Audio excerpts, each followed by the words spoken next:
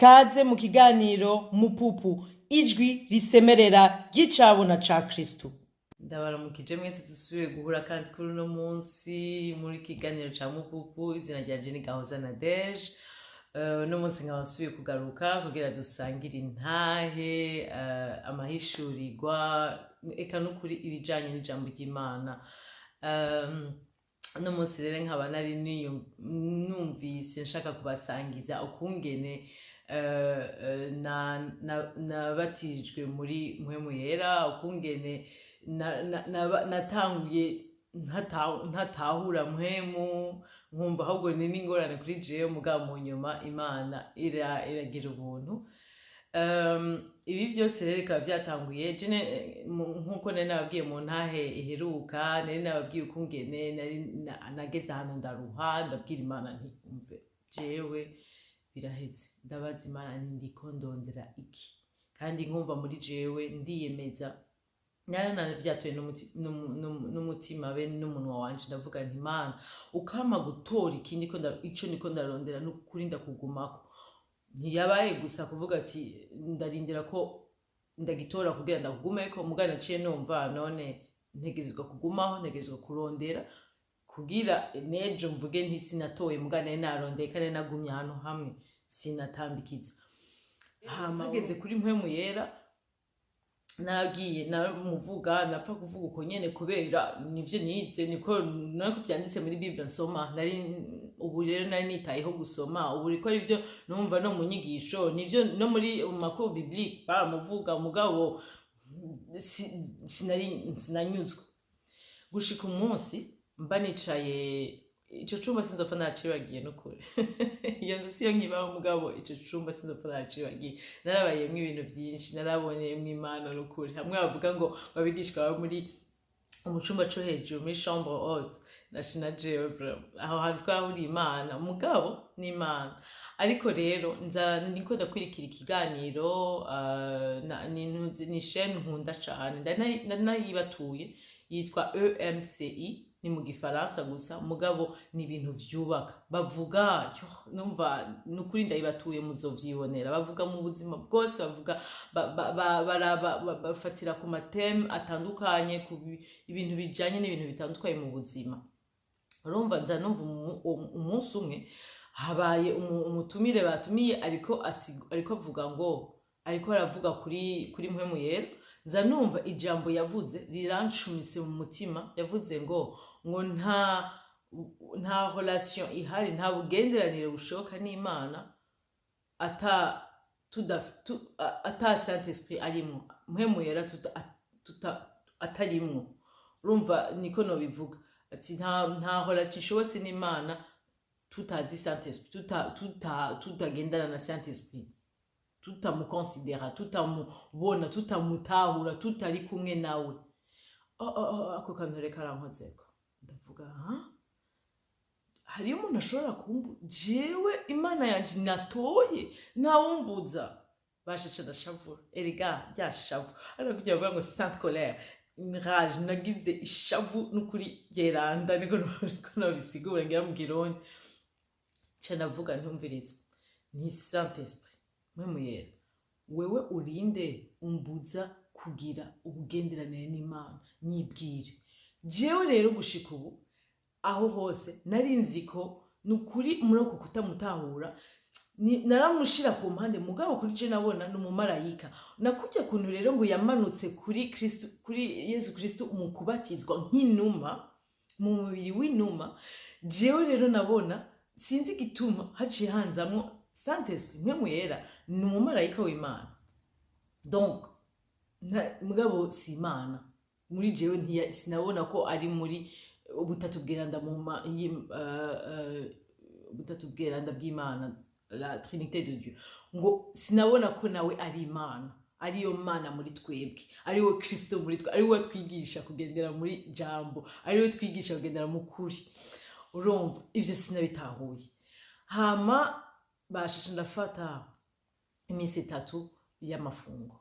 Je ndavuga ntumviriza, aho ngeze jewe nta na kimwe gishobora ubunye kumura ko nta numwe ashobora kumbera mu nzira kuko Imana natoye ico nari nkeneye none wewe urinde uje gutuma jewe nshobora kutagira ubugendera n'Imana mugabo aho hose urumva ukungene yacumisi nari gushobora no kuba nabaye muri religion navuga gute kuguma nyene kuba mwidini nkavuga ni ivyo jewe ndanture narumvise urukundo rw'Imana sinzi uko nyene nkaba satisfied niko nabivuga nkaryoherwa naho nari ngeze nkumva ivyo mfise birakwiye mugabo ntivyakunze yaragize ikinogo muri jewe cinyota yindi co gutahura ivyo bintu bikankorako urumva hama donc ndagize iyo jeune y'imisi 3 ndagize amafungo y'imisi 3 mvuga nti urinde je ndagize amafungo nshaka umbwire uri wewe uri kurambuza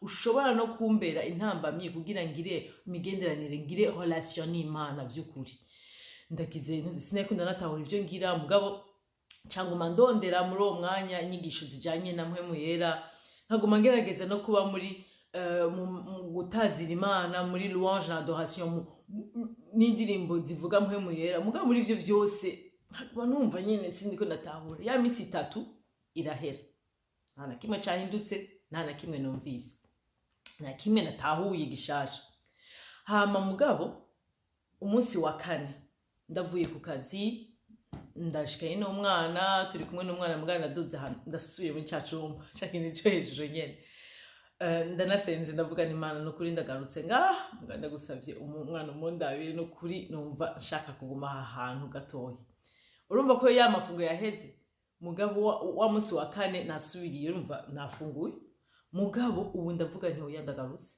sindatora ico naje kubaza narabajije ikibazo sindatora inyisho sindatora none konzi neza Imana ivuga ati baza urishugwa rondera uraronka dodora urugururirwa mugabo je nari numva si ndekura nukuri novuga nti témoignage iyi ntahe yanje ni ntahe no ndayihaye ijambo rimwe ni ngo gumizako persevere uno munsi nanagerageje no kwambara agapira sinzi ko mukabona kanditse ko iryo jambo kugira naho mukwibagira ibintu byose basimwibukira ijambo nukuri rero gushika ubu nahora novuga nti témoignage kukuntu nagumye namanibaza mbona umenga bisesha na ya nkuru y'umupfakazi be n'umwami umwami yaguma yanka wakaguma asubirayo gushika arateba aramwemerera muri Luka ntihenze muri Luka 18 ntihenze mugabo uno munsi sindababeshe niho nariko ndasoma bibiri cansanga ahubwo bisa nibiri muri Luka 11 nagerageje kuvyandika ego Luka 11 muri Luke 11 cyane ku gice ca 13 aho handitse ngo nukuri ngo bandanye ngo rondera ngo Imana data papa wacu niya baba papa ngaha tubasaba imikati tubasaba ivyo kurya n'ibiki bakabiduha nibaduhe amabuye nibaduhe inzoka Imana nitwayisaba Mpwemu Yera izo guti toduseruka kwitotwishura urumva ubu niho nabonye nti ibi birasa cyane umva nibi byose ni Mpwemu yabirongoye yarazi uno munsi ko yari yamaye imisi yo kuvuga intahe yo kubatizwa muri Mpwemu baptême du Saint-Esprit urumva hama rero nuko ndabandanyije aho hantu muri ico cumba ndabandanyije mvuga nti sindagutora sindakuzi sinubu ndagumyeho basha ndabandanya ndasenga gushika naho narasenze guma mbandanya naje unyene nariko ndasunikwa nukuri sinavuga ngo ni jewe nari nzi ivyo ndiko ndakora mugabe ico nzi nuko gushika n'ubu kanshi kugira ninjire neza nje ndashiramwo indirimbo za louange ya adoration zo gutazira Imana urumva nivyo nari ndimwo nkaca ninjira neza mu Mpwemu novuga ubu siko navyita ico gihe mugabo ndumva ko ninjiye nyene ahera nyene ukumva ko uri kumwe concentre ivyimviro vyawe vyose biri mu Mana ndiko ndisengera basha sinzi uko vyagenze sinzi aho vyahereye sinzi uko vyigize ariko Imana n'umwizigirwa Imana ni papa Imana uyirondere, irashaka kuyirondera, kandi rero muko kuyirondera irashaka ni kubera ishaka kuyitora. Haleluya. Nza nisanga hasi nunamye ndiko ndasenga, amosozi yandenze, ivyo byose wamenga jewe siho narindi gushikaho, sanga ndiko mvuga ibintu ntatahura, nk'ibi bintu ndakanguka ndavuga ibi nibiki ndiko ndavuga nibiki, ngasanga nakomvuga mu ndimi, komvuga mu ndimi, ndakangutswe ahubwo nshatse wamenga ngire niruke nsohoke je nyene, kandi nta numwe yari ahari, rumva yari je nyene, mugabo ndumva nkuko umenga nukuboko kw'Imana, nukuri novuga nukuboko kw'Imana, kubera naciye numva ntuze mbandanye, ndabandanye nsanga ndiko mvuga mu ndimi. Narababwiye gatoyi uherutse yuko kungene nanka indimi, kungene narasengera ahantu niba ndiko ndiga na Bibiliya imbere yo gutangura, tukaba two turasenga, nkumva abantu batanga uvuga mu ndimi, byarambihira cyane, numva ari ibintu bibishe, numva ari ibintu by'abasazi, nkama mvuga iminsi yose ngo jewe ivyo bintu byonshikira, kubera numva umenga umutwe wanje uguma wuguruye, ubwenge bwanje burakanuye cyane kugira ivyo bintu bishike, kugira ndanabireke ngo bishikire. Numva ari ibintu biteye isoni, bimara amanje, nkumva nari nanabwiye n'Imana ibindi byose mukiretse iki, mugabo basha sinzi uko Imana yavyikoreye, ndavyisanga muri ico gituma basha ntitukaba bapinga Imana, ntitukaba baza kuvuga ngo ibi nibi. Icishe bugufi, wowe wigumiraho, wowe wironderera Imana, urabe igutangaza. Urumva nisanze muri ivyo bintu, nca numva uko ndiko nasenga mu ndimi, sindiko nanatahura, mugabo ndumva ko bandanya, narumvise muri jewe havuga ngo bandanya, ndabandanya, umva hamwe wamaze gukanga gucumenga mbandanya gute, sinzi n'ingene nako ndabigize, mugaca numva birasubiriye birigize. Iyo bien sûr novuga ko yari experience, yari kintu duhuye kiri novuga gute gitangara.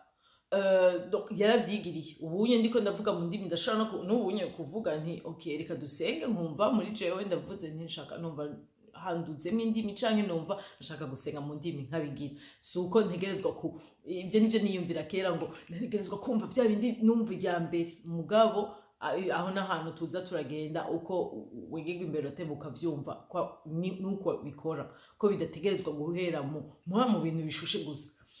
Hama muri uko rero ndiko ndabandanya gusenga, ndiko ndabandanya kuvuga mu ndimi, hama nza numva muri jewe hariko hasohoka amajambo ntarinzi, nobabwira ko hari haheze ngira nka amezi 6 mbatijwe nyene, nari numva nk'igitangura ndacari mushasha, mugabo numva amajambo asohotsemwo ngo mort à soi, ngo ndayisubiramo no kuvuga, ndayisiguye mu Kirundi ni ngo gupfa ubwanje, kuvuga umva ubu ndabitahura ni jewe mpere jewe ubwanje bihere, ngo hamwe na Paul avuga ngo sije nkibaho ngo ni Kristu aba muri jewe, nivyo naho Mpwemu yashaka kunjana. Urumva ko mutari je nako ndavyivuga, iryo jambo nta nije nari bwumve, iryo jambo sije narivugishije, mugabo biguma binsohoka, mugabo ndaguma iryo jambo rirangumamwo cane. Mu nyuma birabandanye umwanya munini, Imana iranangira n'ubuntu, na wa mwana nasiga hasi ntiyankorotse, ntiyaduze hejuru, yabaye ubuntu. Imana yitoreye umwanya, yitoreye umunsi, vyo biza kuberako. Hama biheze nza numva hamwe nahagaritse nahejeje gusenga, nza numva muri jewe ngo ijwi ngo fata gira amafungo y'iminsi 40 usengera réveil des nations, usengera gukanguka kw'amahanga, niko no bisigura mu Kirundi.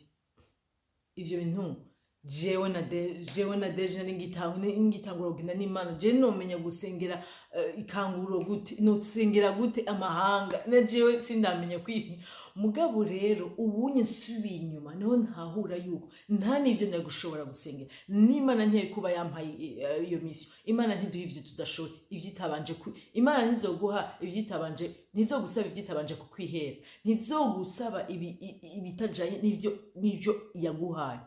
Ntahura ko uko kuvuga mu ndimi vyaje yari kugira nshobore gusenga bijanye n'ubugombe bw'Imana, nk'ubyo vyanditse mu abikoreye ntiyanditse ngo 14 ngo uriko rasenga ngo uvuga mu ndimi ngo abariko ngo vugana n'Imana mugabo ngo kandi ngo usenga ni nkuko wowe uri kusenga ibijanye n'ubugombe bw'Imana usenga nukuri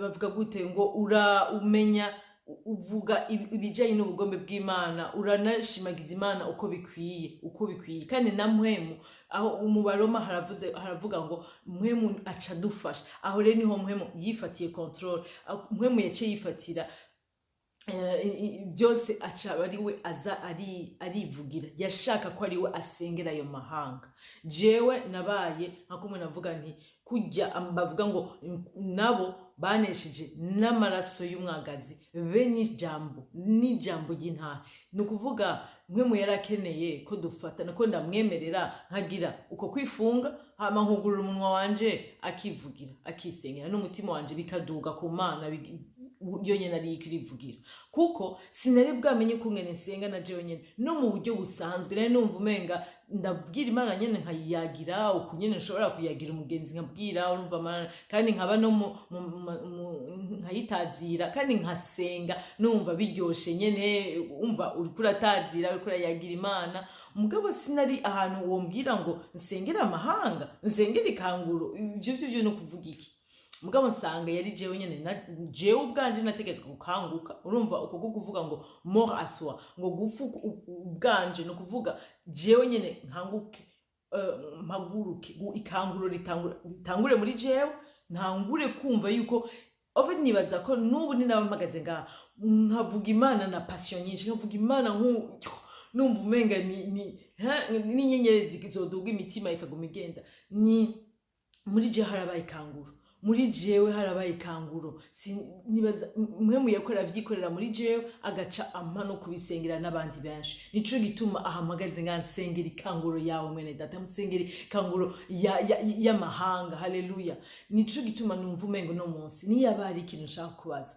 ni none ko nzi neza ko tuzi gufata umwanya w'amafungo dusengera abana bacu dusengera abagabo bacu dusengera amazu dusengera n'umuduga dusengera akazi dusengera mariage dusengera ibintu vyinshi woshobora gufata n'umwanya wo kwifunga urondera ivy'Imana urondera Imana urondera Mpwemu murondera Mpwemu ni plenitude y'Imana Mpwemu ni ari muri twebwe ni Imana yose muri twebwe ni Imana Data ni Imana Mwana ni Imana Mutima Mweranda ari muri twebwe none woshobora urumva ko woshoboye gufata umwanya ukavuga uti reka ndondere uwo Mpwemu waramutoye haleluya tubandanye dusengere n'abandi benshi ariko tube abanyotegwa ivy'Imana haranditse ngo imbere yo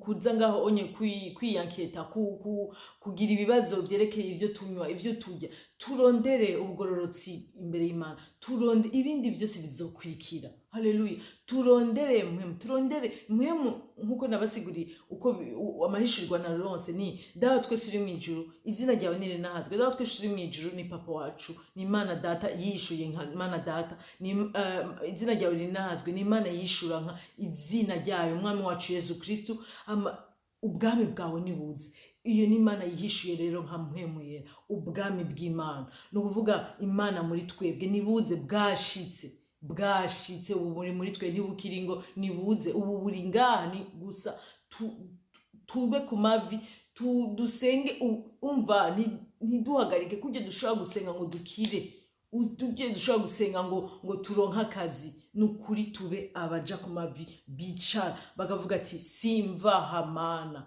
utampaye wewe nyene utanyihaye wewe kandi nkuko nababwiye narabankohajije narabatumiye cyane kujya tuzi kuvuga Umwami wacu Yezu Kristu tukuvuga iryo zina kandi tukumva ko rimwe mu bubasha rero tumenye no guhamagara Mpwemu Yera Yezu Kristu wenyene yavuze ati ni kuneze yanyu ko ngenda kugira Mpwemu aze niyo yaramuhaye izina kuvuga ngo kugira haza abamarayika niyo yavuga umumarayika yo kumuha izina tugafata iryo zina rero kujya dushoboye gufata izina ry'umwami wacu Yezu Kristu, dufate n'izina rya Mpwemu. Hamagara Mpwemu, arashaka ko yumva, arashaka kumva yuko nukuri wamufatiye umwe, nukuri wamurondeye, nukuri wamwise n'izina. Mbega urazi ingene biryoshe umuntu atakwise ngo wesha, umuntu atakuhamagaye ngo psi, umuntu akuhamagaye izina ryawe biraryoshe.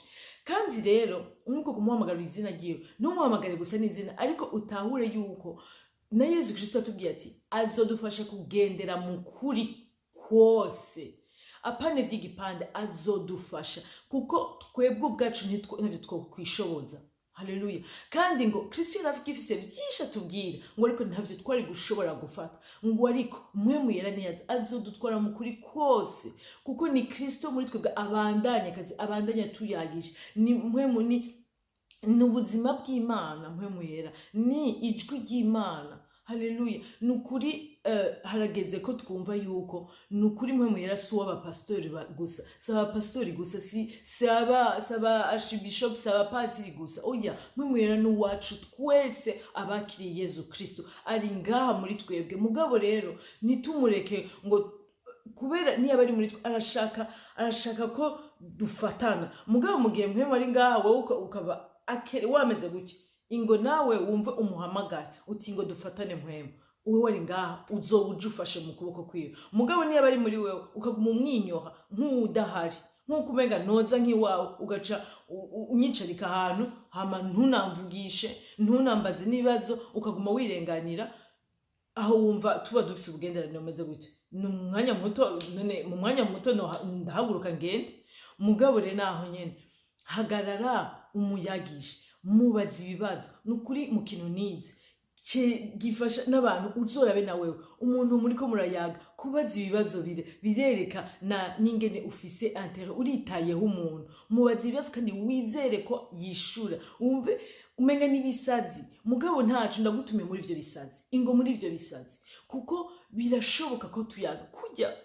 Reka ndababwira, turafise twese ukungene twashobora kumva tuko turayaga mu vyiyumviro vyacu, tukibaza tugasubira ariko basha ubu unye fata ivyo vyiyumviro vyawe uvuga uti reka ubunyagishe Mpwemu. Sindababesha ibindi ko ndavuga, ndabigira jewe nyene. Ndashobora gushiramo n'ama écouteur nkashiramo ngaho kugira n'umuntu ntimbire ko nasaze, nkaba ndiko ndavuga ukibaza ngo ndiko mvuga ku telefone, kumbe ndiko mbwira Mpwemu ni Mpwemu nyagisha. Canke ndiko ndamubaza ibibazo kuri jewe nyene, canke ndiko mubaza ibibazo ku vyo ndiko ndabamo, canke ndiko baza ibibazo, canke ndiko ndamubwira gusa ego ndiko ndakunda muyagira. Urumva nuku urumva mugira umugenzi wawe, fata kanya uje kwicara n'ahantu washaka, ube wenyene umubwira uti Mpwemu je sinzi ndagutahura Ur'Inde, gira nayo mafungo, gira uko ubishaka. Nukuri sindiko ndaza nababwiye ntibibe formule, ntibibe vyo kwigana, ariko bibe uko. Kandi Mpwemu nsenze yuko muri uno mwanya azakore ku mutima wawe, ntaba ari amajambo wumva, ntaba ari ntahe gusa, mugabo tube nk'ababandi muri Yohana 4 hamwe yariko vugana n'umusamariya Yezu Kristu, hama umusamariya akanyugwa agacaca kubwira abantu benshi, mu nyuma bagaca baza ngo kubw'intahe yiwe bashaka kumenya uwo ariko aravuga. Haleluya. Nibimeruko ngo mu nyuma baragaruka bavuga ngo si kubw'intahe yawe gusa, ariko ubu natwe twamumenye. Haleluya. Ubu natwe twamwitoreye. Urumva nivyo nyene ndabasabye, nivyo nsengera ko Mpwemu Yera aza wenyene muri no mwanya akakumera inyota. Ico kintu umva urarekuye ibindi vyose, ndakeneye kujya ushobore kwifungira akazi kawe, ushobore kwifungira ibintu bitagenza neza. Mpwemu Yera kumpere kumwifungira, umubone, mubane, umva uburyohe bwiwe. Niwe mugenzi wa mbere, niwe muhanuzi wa mbere, niwe akujana no kuri mu nzira zimwe, niwe gufasha no kugendera muri Kristu, kuba umukristu w'ukuri, kugendera mu vy'Imana, guhesha icubahiro Imana, kuba ukuri mu Mana. Haleluya. Sino birahera n'ingoga n'uburyohe buragenda. Haleluya. Imana ibangire neza cyane. Uno munsi nukuri ndagusavye gumizako, persevere, nturekure, bandanya. Mpwemu ari ngaho muri wewe, mugabo arashaka umwiteho, urabe we yaratanguye, nihari mufate nawe. Imana ibagire neza. Hama ubusubira tuzoza tuyage nukuri subira ndababwira ukungene ubuzima bwa Mpwemu bwanguye neza, ukungene nasanze n'umuntu koko tuyaga, n'umuntu nukuri ni Imana koko ivuga, ni Imana ikuyagisha, ni Imana ikwereka, ni Imana nukuri biraryoshe. Nukuri nsenga yuko mu vyo tuyaga vyose muri Mupupu, mu vyo tuvugana vyose, ntabe ari Nadege, ntabe ari no, abe Imana mwumva, abe Mpwemu wenyine mwumva mushatse, mushaka kuguma umva bibe ubunye ko rimwe muja kwirondera uti iyo ntahe yawe ubu nanje shaka yibere intahe yanje. Haleluya. Maze tube benshi tuja kumuyaga, tube benshi kuko hari ahantu je ntashobora gushika, ariko wowe washaka gushika hose, no kuvuga arashaka no guca muri wewe aje gushikira abo bandi Nadeja toshikira. Haleluya. Kandi umenye ko aho hose ushoboye kwifungira umwana wawe, akazi kawe, mu bintu byose, mugabo ukumva niho kwifungira ivy'Imana, niho kwifungira Mpwemu Yera, umenye ko muri aho hantu hariho ico kintu canke uwo muntu ari kigigwamana, novuga ko kiri hejuru, unyotewe ico kintu gusumba Imana. Ukunyoterwa kwawe ko gukira canke ngo kuronka akazi canke ko kuronka inzu canke kuronka ivyo kurya, gushoboye kugutwara mu gufunga, gushoboye kugutwara mu kurondera Imana gusumba, gute kurondera Imana ubwayo bidakwiriye naho kugutwara ahandi gusumba aho nyene canke no gusumbirizaho. Nivyo ndagusenge inyota y'Imana isumba inyota y'ivyo kurya ivyo ari vyo vyose, y'amata yariyo yose, y'amazi yariyo yose, y'abantu abari bo bose, aba n'umwana wawe, n'umugabo wawe, n'umugore wawe, n'abavyeyi bawe, abo nabo muvuka n'abagenzi bawe. Imana igusumbire vyose mwiza. Nukuri Imana ikungirire neza. Hama kandi tuzosubira vuba cane. Shalom shalom. Imana ibangirire neza. Amahoro y'Imana bane namwe, abe kuri mwebwe, agume muri mwebwe. Mpwemu Yera ari we yuzuye vyose, yuzuye kumenya Imana, yuzuye ubuntu bw'Imana, yuzuye Kristu, abe muri mwebwe. Nukuri ashungurukire muri mwebwe, akunyagishirize ubwawe. Haleluya. Ubwawe nukuri uronke iyo experience, ariko murondere kandi ntuveko ugushika umuronke, kandi nihari arazokwiyereka. Haleluya. Niwe trésor, niwe kidasanzwe gusumvya ibindi vyose. Haleluya. Imana ibangire neza. Tuzosubira vuba cane.